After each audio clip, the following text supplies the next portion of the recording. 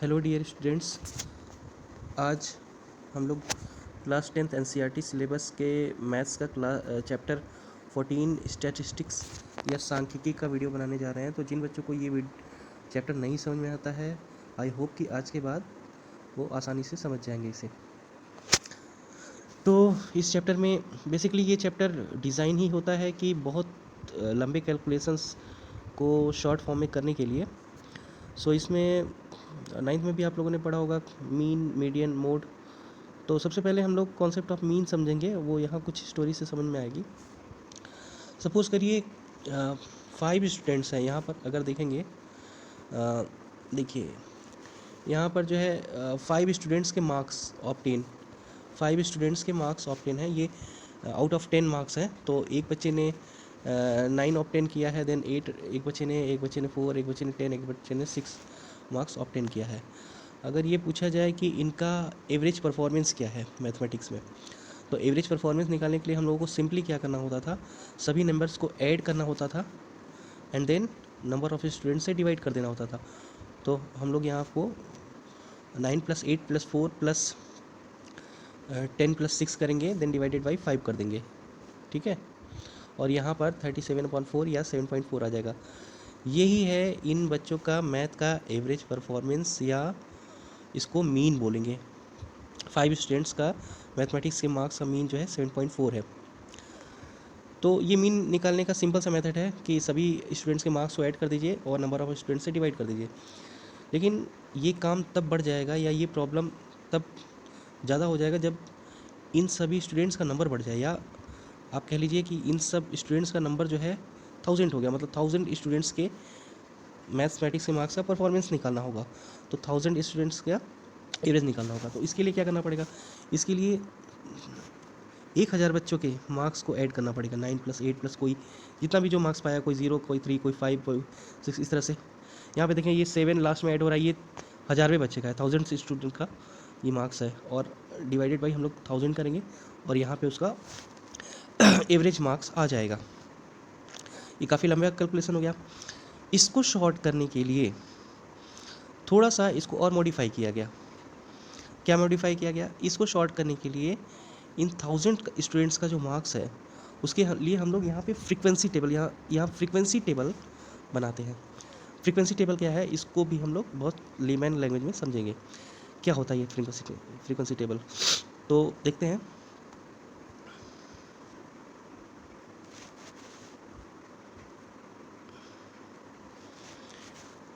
इस टेबल पर ध्यान दीजिएगा। देखिए ये 1000 स्टूडेंट का ही मार्क्स का टेबल है, बट यहाँ पर क्या है कि ये जो 10 मार्क्स पाने वाले बच्चे हैं, वो 50 ऐसे बच्चे हैं जिन्होंने 10 मार्क्स अचीव किए हैं। 150 ऐसे स्टूडेंट्स हैं जिन्होंने 9 मार्क्स अचीव किए हैं आउट ऑफ 10। 200 ऐसे स्टूडेंट हैं जिन्होंने 8 मार्क्स अचीव किए हैं। इसी तरह से 250 student 7 marks, 300 students 6 marks achieve किए हैं। ये सिंपलिसिटी के लिए मैंने टेबल बना दिया है, आसानी से समझ में आ जाए। अदरवाइज़ प्रॉब्लम तो दूसरा होगा और एग्जांपल्स होंगे, क्वेश्चंस होंगे।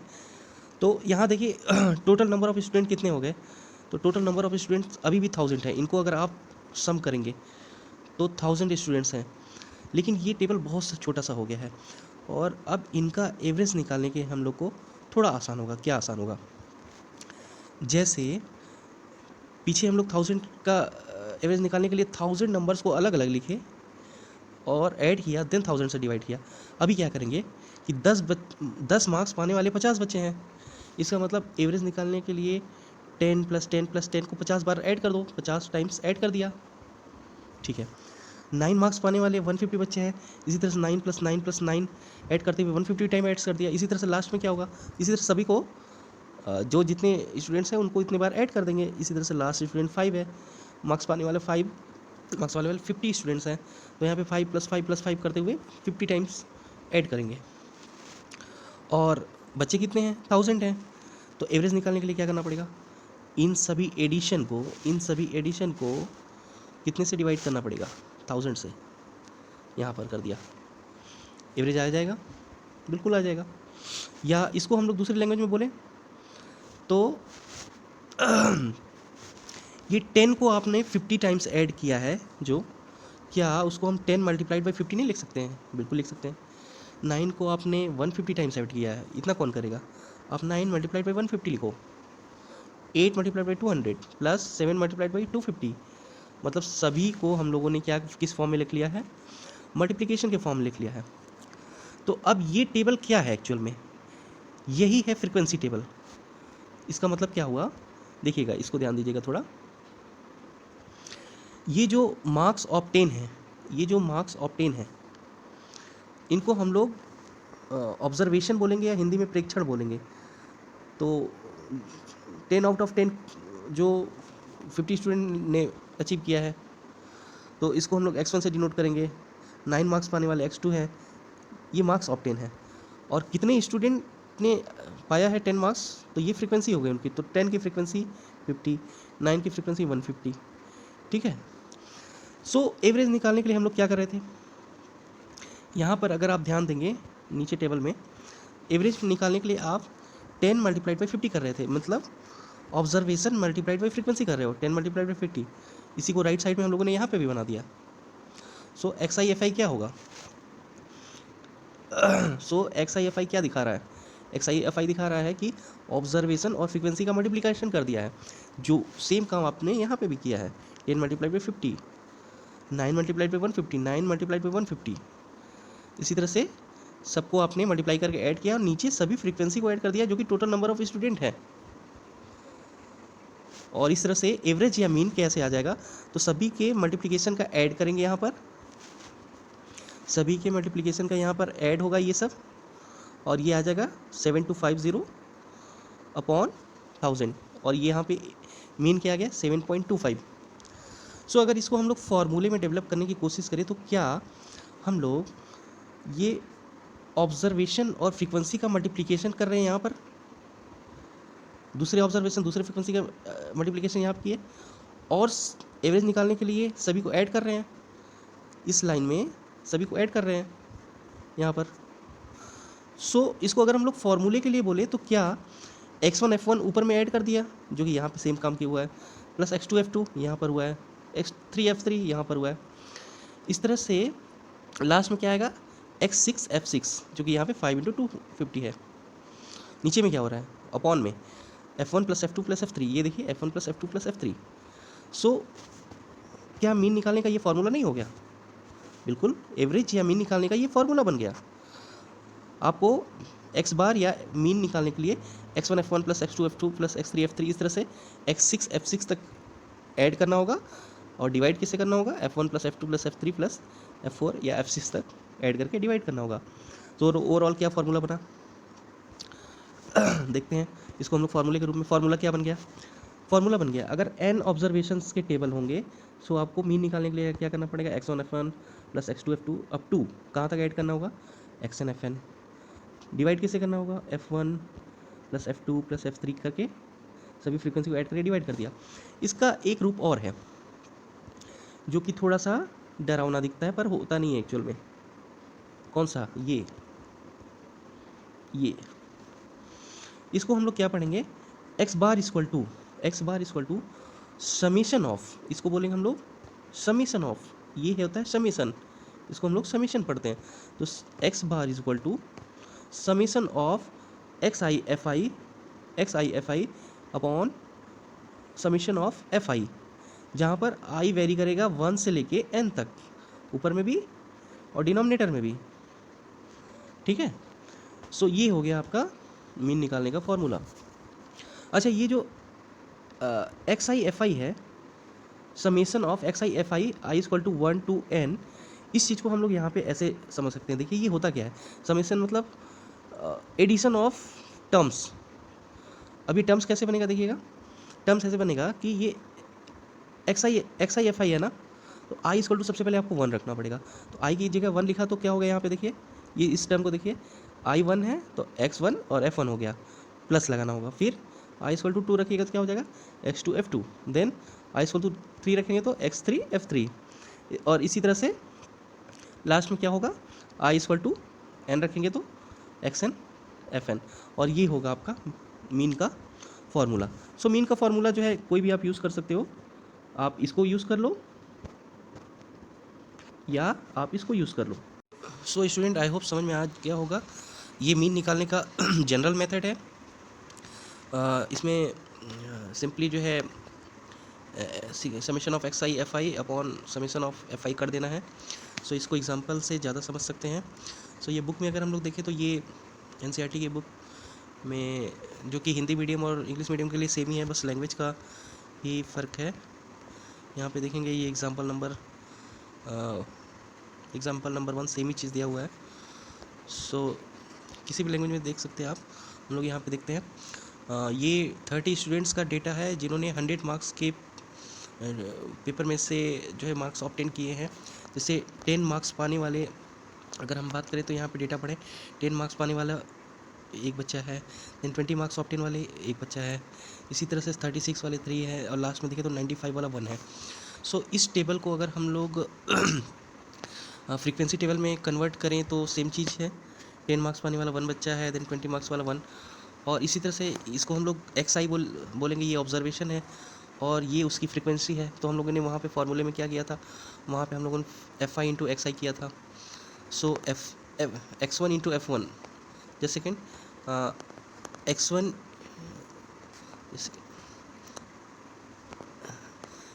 वन इंटू एफ वन ये आ गया 10, x2 इंटू एफ टू ये आ जाएगा 20। सो यहाँ पे हम लोगों ने एफ आई एक्स आई सभी डेटा का कर दिया है। मतलब हम लोगों ने किया क्या है, ऑब्जर्वेशन में फ्रीक्वेंसी का मल्टीप्लाई करते हुए यहाँ पे निकाल लिया और उसके बाद यहाँ आप लोग देख रहे होंगे कि ये एफ आई एक्स आई का समेशन है। देखिए फॉर्मूले में क्या था, मीन निकालने के लिए summation of F I X I ही करते थे, एंड अपॉन में समेशन ऑफ एफ आई करते थे। तो यहाँ पे summation of F I X I तो आ ही गया है, and summation of F I से इसको डिवाइड कर देना होगा। मतलब मीन निकालने के लिए क्या करना हुआ यहाँ पे सिंपली वही काम कर दिया, summation of F I X I numerator में कर दिया और डिनोमिनेटर में क्या कर दिया, upon summation of F I. ये डिवाइड करने से एवरेज कितना आया, ये डिवाइड करने से ध्यान दीजिएगा इस बात को, एवरेज आ रहा है 59.3। अब इसको हम लोग नेक्स्ट मेथड में और छोटा सा कैलकुलेशन करना चाहेंगे और देखेंगे एवरेज में क्या फ़र्क आ रहा है, और डेटा छोटा करने से मीन्स कैलकुलेशन हम लोगों को आसान करना है, एवरेज में कितना फ़र्क आता है। सो नेक्स्ट मेथड के लिए हम लोग आगे बढ़ते हैं, देखते हैं। ये जो आपका टेबल है, इस टेबल पे ध्यान दीजिएगा, ये है आपका फ्रीक्वेंसी टेबल, और नीचे एक और टेबल हम लोग प्रिपेयर करने जा रहे हैं, इसको बोलते हैं ग्रुप्ड फ्रीक्वेंसी टेबल। मीन्स आपका जो ऑब्जर्वेशन टेबल है उसको ग्रुप में डिवाइड करना पड़ेगा। कैसे, चेक करते हैं। देखिए यहाँ पर 10 मार्क्स पाने वाला एक बच्चा है, 20 मार्क्स पाने वाला एक बच्चा है, और 36 पाने वाला 3 बच्चे हैं ना।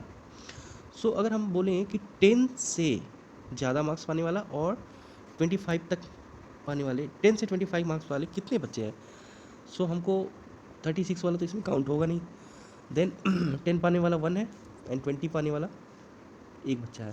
सो 10 to 25 अगर हम लोग इसको ग्रुप में चेंज करें तो 2 बच्चे ऐसे हैं जो 10 से 25 के बीच में मार्क्स कंटेन किए हैं।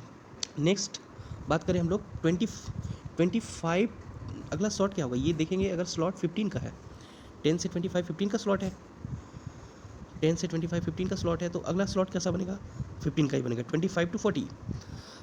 तो 25 to 40 अगर यहाँ काउंट करिए तो 36 इसमें आ जाएगा एंड 40, ठीक है। तो 36 में पाने वाले 3 स्टूडेंट हैं और 40 पाने वाले 4 स्टूडेंट हैं। लेकिन यहाँ पर एक बात ध्यान देना पड़ेगा, अगर स्लॉट आप 25 से 40 ले रहे हो तो इसमें 25 पाने वाला बच्चा तो होगा, 25 से ज़्यादा पाने वाले भी बच्चे होंगे, लेकिन 40 पाने वाला बच्चा नेक्स्ट स्लॉट में चला जाएगा एंड 40 से नीचे वाले बच्चे इसमें होंगे। सो यहाँ पे आप अगर देख रहे होंगे 36 पाने वाला बच्चा यहाँ पर 3 है और 40 मार्क्स पाने वाला 4 है, लेकिन 40 मार्क्स वाला बच्चा तो 25 to 40 वाले स्लॉट में होगा ही नहीं, क्योंकि अपर लिमिट वाला बच्चा नेक्स्ट स्लॉट में चला जाता है। एक बात याद रखना पड़ेगा आपको। तो 25 to 40 में 36 मार्क्स वाला बच्चा केवल आएगा, तो 36 मार्क्स वाला बच्चा 25 to 40 में आएगा। 36 में कितने बच्चे हैं, 3, तो यहाँ पे कितना आ गया, 3। ओके, देन अगला स्लॉट होगा 40 to 55। तो देखिए इसमें कैसे होगा, अब 40 वाला बच्चा इसमें आ जाएगा, 40 मार्क्स वाला बच्चा 40 to 55 में होगा, तो 40 मार्क्स पाने वाले 4 स्टूडेंट्स 50 वाले होंगे, बिल्कुल होंगे, 3 स्टूडेंट 7 हो गए। 55 वाला बच्चा नहीं होगा, नेक्स्ट स्लॉट में चला होगा, तो मतलब 4 + 3 कितना हो गया 7, तो यहाँ पे 7 आ गया। देन अगला स्लॉट क्या हो गया 55 to 70। अब यहाँ ध्यान दीजिएगा 55 मतलब 56 वाला इसमें इंक्लूड होगा 2, 60 वाला भी इंक्लूड होगा 4, बट क्या 70 वाला होगा, नहीं, अपर लिमिट का बच्चा नेक्स्ट स्लॉट में चला जाता है, तो 4 + 2 6 हो जाएगा, तो 50 to 70 में 6 स्टूडेंट्स हैं। फिर इसी तरह से 70 आप चेक कर सकते हो, 70 to 85 में 6 स्टूडेंट आएंगे, अगर कोई 85 पाता है तो उसमें नहीं होगा, नेक्स्ट में चला जाएगा। तो एक बात यहाँ पे ध्यान देने वाली है, क्या ध्यान देने वाली ये बात है कि अगर स्लॉट आपका सपोज़ करिए 40 to 55 है, तो 40 वाला स्टूडेंट इस स्लॉट में होगा, बट 55 पाने वाला स्टूडेंट नेक्स्ट स्लॉट में चला जाएगा, 55 से कम वाला इस स्लॉट में होगा, ये बात ध्यान रखनी है। अच्छा, ये ग्रुप फ्रिक्वेंसी बनाने के बाद क्या करना होगा, तो ग्रुप फ्रिक्वेंसी बनाने के बाद हम लोगों को एक क्लास मार्क निकालना होगा। क्लास मार्क क्या होता है, इसको हिंदी में बोलते हैं वर्ग चिन्ह, इसको हिंदी में बोलेंगे वर्ग चिन्ह, ठीक है। यहाँ पर ये वर्ग चिन्ह है, इसमें ऊपरी वर्ग सीमा निचली वर्ग सीमा अपॉन 2 करना पड़ता है, और अगर उसमें बात करें तो क्लास मार्क या वर्ग चिन्ह निकालने के लिए क्या करना पड़ेगा, upper limit lower limit upon 2 करना पड़ेगा। ये कहाँ पे करना पड़ेगा, ये एक टेबल बनाना है जिसमें ये ग्रुप फ्रिक्वेंसी होगा, ये ग्रुप डेटा होगा, देन फ्रिक्वेंसी होगी, देन एक क्लास मार्क्स का अलग कॉलम आ जाएगा। देखते हैं कैसे, यहाँ चेक करते हैं। देखिए 10 to 25 2 स्टूडेंट थे, सो 10 to 25 2 स्टूडेंट हैं इस टेबल में। देखिए नाउ इसका क्लास मार्क क्या होगा, तो क्लास मार्क 10 to 25 का क्या होगा, upper class limit plus lower class limit, 10 + 25 करना पड़ेगा यहाँ पे, तो 10 + 25 अपॉन क्या करना पड़ेगा 2, then upon 2, that is 17.5, that is 7.5। इसी तरह से नेक्स्ट कैसे निकलेगा, तो इस नेक्स्ट के लिए 25 + 40 अपॉन 2 करना पड़ेगा, जो कि 32.5 आएगा। ओके, तो क्लास मार्क आई होप सभी निकाल लेंगे। करना क्या होगा, upper limit plus lower limit upon 2 कर देना होगा सभी क्लास के लिए, सभी ग्रुप के लिए। सो यहाँ से अगर देखें 85 to 100 का क्या आ रहा है, तो 85 + 100 अपॉन 2 करेंगे, देन 92.5 आएगा। ये एक नया टेबल आपका बन के तैयार हो चुका है। इसमें क्या क्या है, एक ग्रुप्ड ऑब्जर्वेशन है, उसका फ्रीक्वेंसी है, उसका क्लास मार्क है। देन अब आपको एवरेज निकालने के लिए क्या करना है, तो यहाँ पर थोड़ा सा बस चेंज कर देना है। वहाँ पे FI XI करते थे, तो XI यहाँ पर जो ये क्लास इंटरवल था, तो उसका क्लास मार्क को हम लोग XI ले लेंगे, मतलब सेम चीज़ ही करना है, बट ये जो XI वहाँ पे फ्रीक्वेंसी एंड ऑब्जर्वेशन का होता था। ऑब्जर्वेशन याद करिए फर्स्ट में, यहाँ पर चेक करिए, यहाँ पर क्या होता था, XI यहाँ पे है इंटू FI किया, FI XI यहाँ पे आ गया, देन FI XI को डिवाइड किया इससे, है ना।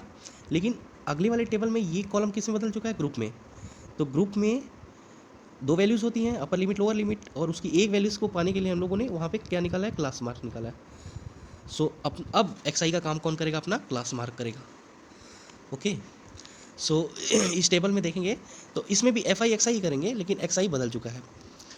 यहाँ क्लास इंटरवल से क्लास मार्क निकाला, वो XI है, तो FI × XI यहाँ पे करेंगे। देखिए फिर से एक बार, FI यहाँ हुआ, XI यहाँ हुआ, और FI × XI ये हुआ, ठीक है। तो इस टेबल को देख लीजिए, FI × XI यहाँ पे क्या आ गया 35। ऐसा करने के बाद FI XI का समीशन करेंगे, तो ये यहाँ पर ऐड हो जाएगा, ये यहाँ पर ऐड हो जाएगा। और इस बार आपको मीन निकालने के लिए सेम ही फॉर्मूला लगाना है, लेकिन ये जो XI का काम है, जो पीछे ऑब्जर्वेशन कर रहा था, वो इस समय क्लास मार्क कर रहा है। थोड़ा सा मेथड चेंज हुआ है कैलकुलेशन आसान बनाने के लिए। और मीन निकालने के लिए यहाँ पर क्या हुआ, x bar equal to same formula लगेगा, summation of FI XI upon summation of FI XI upon summation of FI। और यहाँ पे देखेंगे कि FI XI कितना आया था, 1860 अपॉन 30, और ये सॉल्व करने से आ गया 62।